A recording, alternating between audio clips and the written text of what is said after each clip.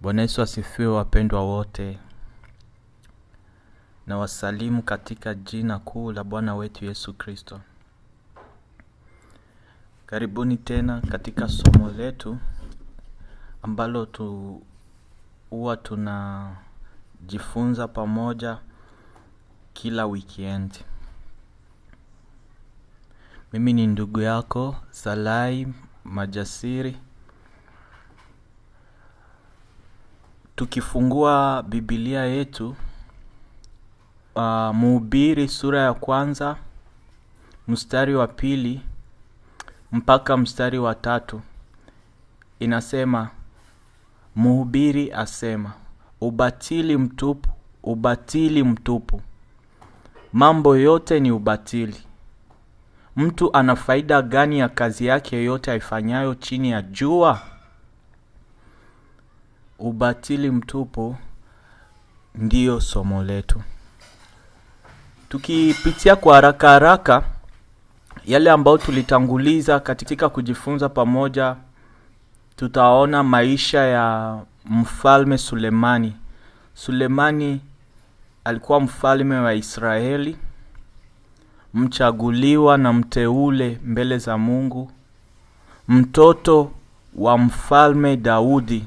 Mfalme Daudi ni mchaguliwa pia mteule, ambaye alitunukiwa kuwa nabii tena mfalme, kipenzi cha Mungu, ambaye katika yeye Yesu amepita hapo katika mwili na kuja katika dunia hii. Kwa hiyo mfalme Sulemani ndiye mtoto wake ambaye alirithi nafasi ya baba yake. Akaweza kujifurahisha katika mambo mengi sana. Mungu alimtokea akamuuliza, Sulemani, unataka nikufanyie nini? Sulemani akamuomba Mungu hekima ya kuweza kuwatawala wana wa Israeli. Na Mungu akaridhia, akamwambia kwamba kwa kuwa umeomba jambo jema sana, nitakupatia hekima na mali kuliko wote waliokutangulia. Basi mfalme akapata hekima na mali nyingi sana maishani mwake.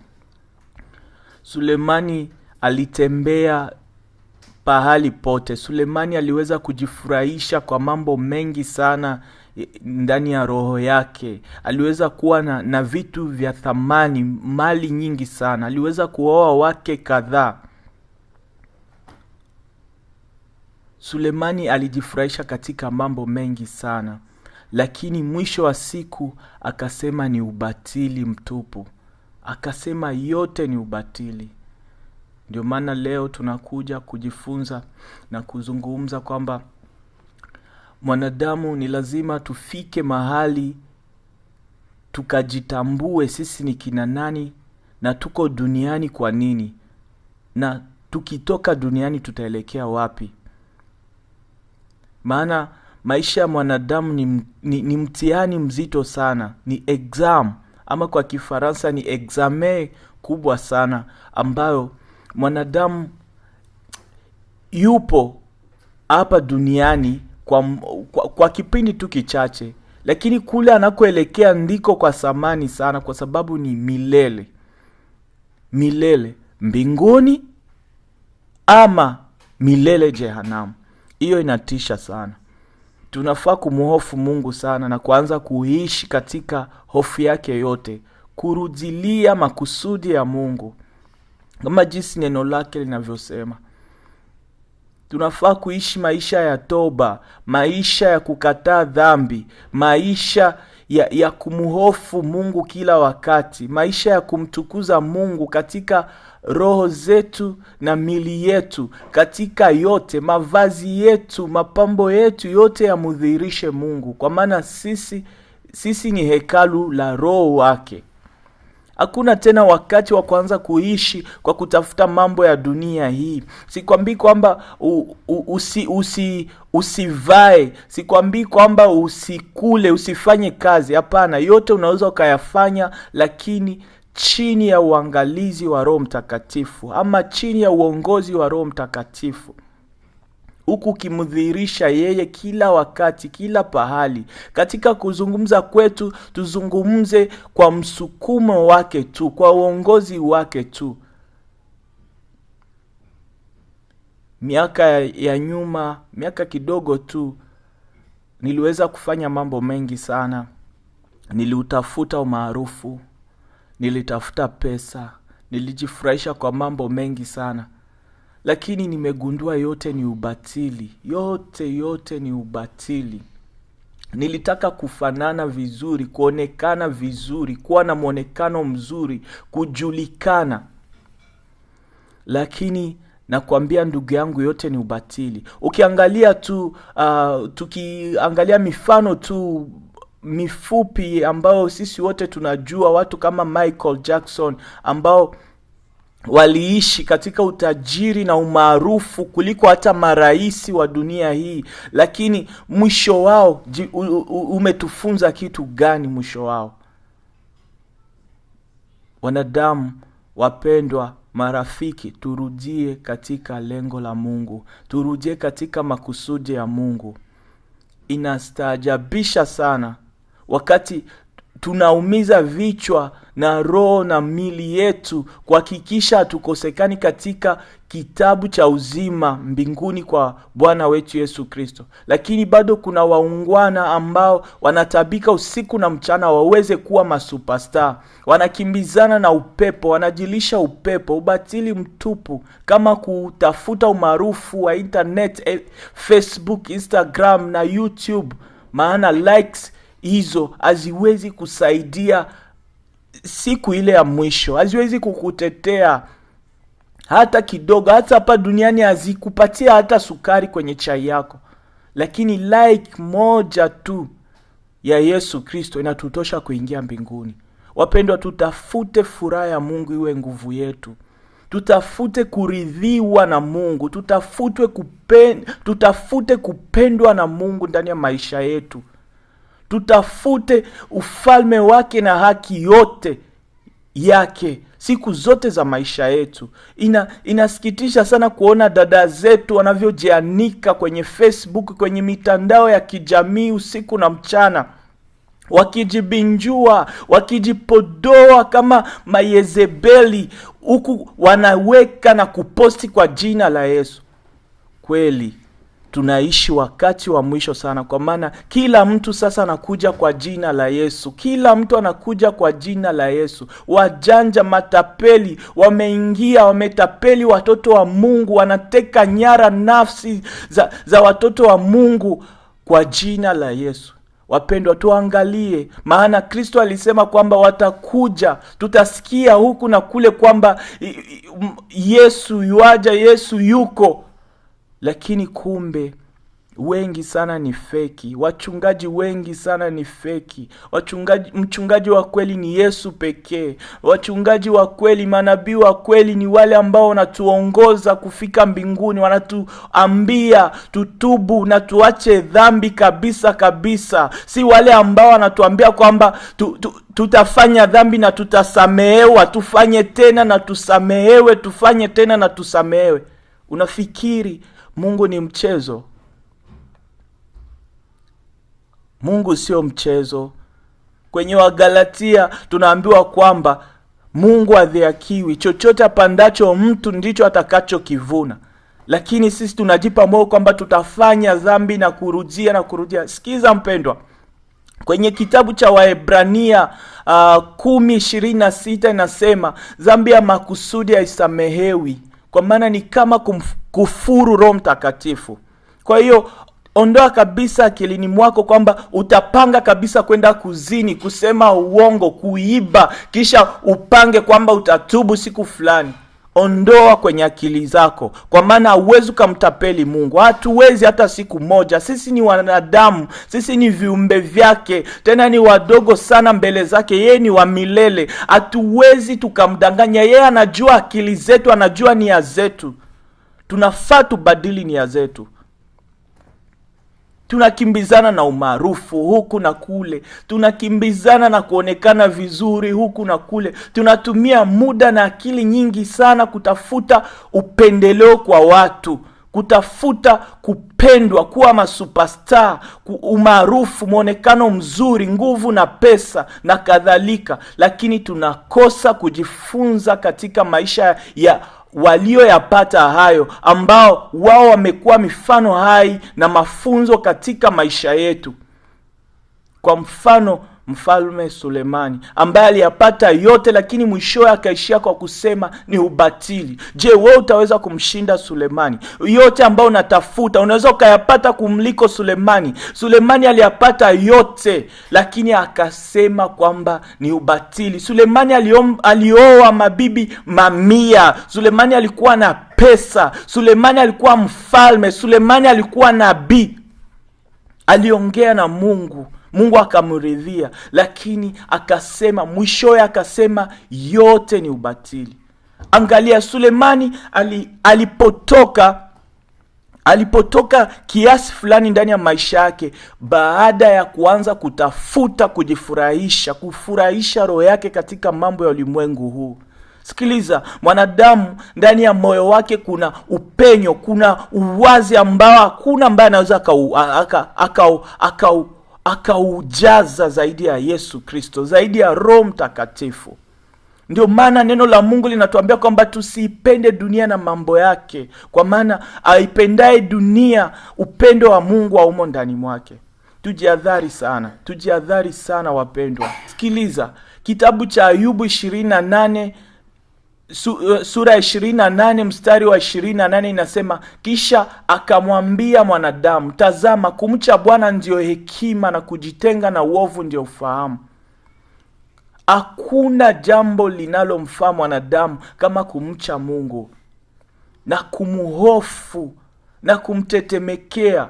Wewe dadangu ambaye unanisikiliza, acha kujidanganya kwamba Mungu anaangalia tu roho. Mungu anaangalia pia roho, anaangalia pia mwili, anaangalia vyote, anaangalia mawazo yetu, anaangalia vyote tunavyovifanya, kupaka mkorogo, kuvaa vimini, kuvaa nguo za kubana, kuvaa tumbo kati, kuvaa manguo ya kuonesha matiti wazi.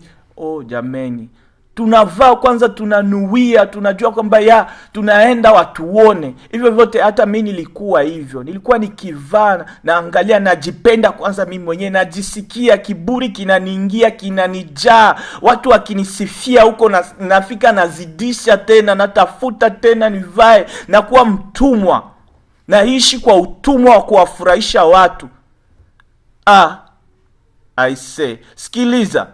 Mwanadamu anapokufa kwa hii dunia, ni nani ambaye anasimama na yeye?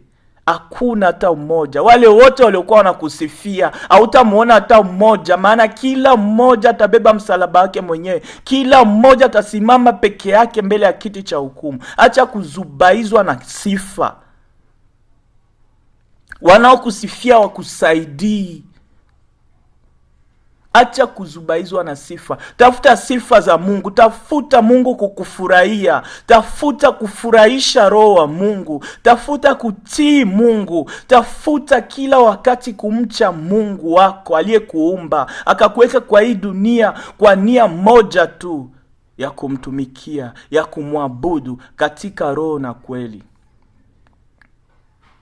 Wakaka wengi sana siku hizi wanaposti kwa jina la Yesu, wamepiga mapozi. Tunapiga mapozi, tunatafuta umaarufu kwa jina la Yesu, tunatafuta likes kwa jina la Yesu. Jameni, turudie katika lengo. Tutafute kuwapeleka watu kwa Kristo. Tuache kujijengea ufalme wetu. Tuache kujijengea ufalme zetu. Tujenge ufalme wa Mungu jameni. Hasira ya Mungu inatisha kama nini. Kristo akawaambia watu wa Kapernaumu kwamba ingekuwa Sodoma na Gomora wangesikia maneno kama haya, wangetubu. Kizazi hichi tuna hukumu kubwa sana, kwa sababu tumesikia mambo mengi, tumejifunza mambo mengi kwenye maisha ya manabii mpaka ya Mungu mwenyewe ambaye ni Kristo. Tumejifunza mambo mengi sana. tutajitetea nini? Hatuna cha kujitetea. Tuombe Mungu atusaidie, tuweze kutubu, tuishi maisha ya toba, tuache kutafutana na umaarufu. Nilikuwa niko na kamera, niko na vitu vyote ambavyo naweza nikatengeneza mafilamu usiku na mchana. Lakini nimegundua, namshukuru Mungu kunipatia neema ya kugundua kwamba ni ubatili mtupu. Namfanyia nani filamu? Nafanya filamu ya kumfurahisha nani? Nimetengeneza filamu mbili, moja inaitwa Mwanzo wa Mwisho na nyingine inaitwa Jipu Kanisani, lakini kwa sababu nikagundua kwamba ndani yake palikuwa pia utukufu wa adui, nikasema siwezi nikatoa vitu ambavyo viko na utukufu wa adui ndani yake, ambavyo watu walikuja kutangaza sura zao, walikuja kutangaza mili yao, kutangaza utukufu wao. Siwezi nikampelekea Mungu sadaka kilema, siwezi hata siku moja, kwa maana Mungu achangamaniki. Kilichochangamanika chochote hicho sio chake. Wapendwa, tumuogope Mungu. Tumuogope Mungu. Ni bora ukataliwe na dunia yote, ni bora ukose mvuto wote wa hii dunia, lakini mbingu ikuridhie, mbingu ya Baba wetu ambaye alituumba ikuridhie. Tumtafute Mungu, tumuhofu Mungu. Yote ni ubatili, yote ni ubatili. Tucheze mafilamu, tusikikane kila kote, tuwe maarufu, tuwe na pesa, tupendwe na dunia nzima, twende kote, tufike kote, tufanye yote, tujenge, tuwe na yote. Lakini kama mbingu hatujulikani, siku ile itafika, ni kujuta milele, kulia na kusaga meno. Sikiliza, neno la Mungu linatuambia kwamba Kristo anatulilia usiku na mchana, anatuombea kwamba tupewe neema. Neema hiyo ni hii muda ambao tuko nao, ni hii muda ambao tunasikia sauti ya Mungu. Anatuambia anatuombea kwa machozi. Kristo analia, anatulilia sana, kwa maana anasema watu wangu wanaangamia kwa kukosa maarifa. Anatuombea kwa Baba Muumba tupate neema, tuongezewe muda, kwa maana Mungu kwa hasira yake angekuwa ametuangamiza, lakini Kristo anatuombea usiku na mchana tupate neema. Lakini neema hiyo tunaichezea kwa mambo ya ubatili. Maisha ya mwanadamu ni kama maua, uchanua leo na kunyauka. Tutafute kumpendeza Mungu usiku na mchana, tutafute kumpendeza Mungu. Tuache mizaa, tuache kuwapendeza wanadamu. Kama mwanadamu hawezi kumpendeza, hata ufanye kitu gani, atakusifia leo na huyo ndiye atakaye kushusha kesho. Tumesikia methali hizo za hata tu za kidunia zinasema, ambaye anainuliwa na wanadamu atashushwa na hao, lakini ambaye anainuliwa na Mungu, nani ataweza kumshusha? Ambaye amechaguliwa na Mungu, nani anaweza kumshusha? Nani anaweza kumkataa? Hakuna hata siku moja, kwa sababu watakukataa kwa midomo yao, lakini roho zao zitajua kwamba we ni mwenye haki. Roho zao zitakupenda, zitavutiwa na ile nuru, kwa sababu sio wewe, ni Kristo ambaye anaishi ndani mwako. Maana neno lake linatuambia kwamba sio sisi tunaoishi tena, bali ni Kristo ndani yetu. Sasa tumruhusu Kristo aishi ndani mwetu kwa kuonekana, kwa kuvaa kama watakatifu, kwa hofu yote. Wadada zangu, nasema na ninyi, tuangalie mavazi yetu, tuchunguze kweli hii mavazi asili yake wapi? Kweli Mungu anaridhia tuoneshe mili yetu namna hiyo, tu expose mili yetu namna hiyo? Kweli Mungu anaridhia? Wakaka, siku hizi mapambo sio tena hata kwa wadada ama wakaka. Mimi ninayezungumza hapa nilikuwa najipamba, yani hauwezi utashindwa kutofautisha mwanamke na mimi, kwa sababu siku hizi mkorogo ni kwa wote, siku hizi wanja ni kwa wote, ni superstar. Kila mtu amekuwa msanii, kila mtu amekuwa superstar, kila mtu amekuwa maarufu, kila mtu. adui ametengeneza kwamba ampatie mwanadamu utukufu, ili mwanadamu apotee hapo, ili mwanadamu akuwe na kiburi, apotee. Kule kujishusha mbele za Mungu kutoweke ndani mwetu. Wapendwa, tumrudie Mungu. Siku zinaisha, hatuna cha kujitetea. Kadri jinsi tunavyotaka vya dunia, kadri jinsi upendo wa Mungu unavyotoka ndani mwetu. Kila jinsi tunavyong'ang'ana kwa kujulikana kwa watu, ndivyo tunavyokaa mbali na upendo wa Mungu. Kadri jinsi tunavyolenga kupendeza machoni pa watu, ndivyo jinsi tunavyochukiza machoni pa Mungu. Tunafaa kutafuta kupendwa na Mungu peke yake katika kuyafanya mapenzi yake. Tusitake sisi kujulikana, bali matendo yetu mema yamudhihirishe Kristo, ajulikane kwamba yeye ndiye anayetuongoza. Sikwambii kwamba uache kutafuta amani na watu. Tafuta amani na watu wote. Nyenyekea pote. Mungu wetu ni mnyenyekevu. Kote. Unaona? Nyenyekea kote, kazini, kwa majirani, nyenyekea. Hata kama ulikosewa wewe, tubu wewe. Hata kama ulizulumiwa wewe, samee. Mwachie Mungu. Iko siku tutaingia katika lile jiji la Yerusalemu mpya. Kristo atatufuta machozi. Atasema, hawa ndio wanangu, hawa ndio watakatifu wanangu ambao nimeridhika nao. Atasema, karibu wanangu wapendwa, binti zangu wapendwa. Lakini je, tujitahidi, kwa maana isifike hiyo siku kisha akasema siwajui. Tujitahidi sana, kwa maana anasema kwamba wengi wataenda mbele yake wakisema kwamba, Bwana, tumefanya hivi kwa jina lako, Bwana, tumefanya. Lakini atasema, ondokeni ninyi waovu, sikuwajua.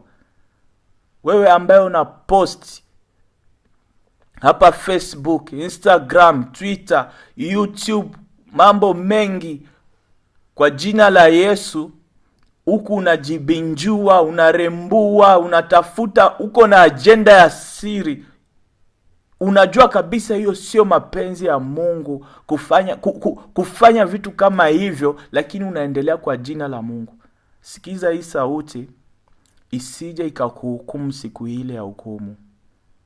Maana umesikia, ujumbe umefika. Wewe ambaye unaposti kwa kutafuta umaarufu kwa jina la Yesu, badala ya kuambia watoto wa Mungu watubu, badala ya kuwaonya waache dhambi, unawaambia tu kwamba watatubu, wanaweza rudi tena katika dhambi na wakatubu. Mungu ni wa upendo sana, Mungu anasamehe. Sikiliza, Mungu anasamehe yote, lakini hapana dhambi ya makusudi. Hapana dhambi ya makusudi. Mungu sio wa mchezo. Mungu ni wa rehema, lakini sio wa mchezo. Anasema tusijidanganye. Tusijidanganye, maana yote ambayo tutapanda ndio tutakaovuna. Kwa siku ya leo, acha niishie hapa. Mungu akipenda tena tutaendelea kadri jinsi atakavyotupatia kibali wikendi nyingine. Shalom.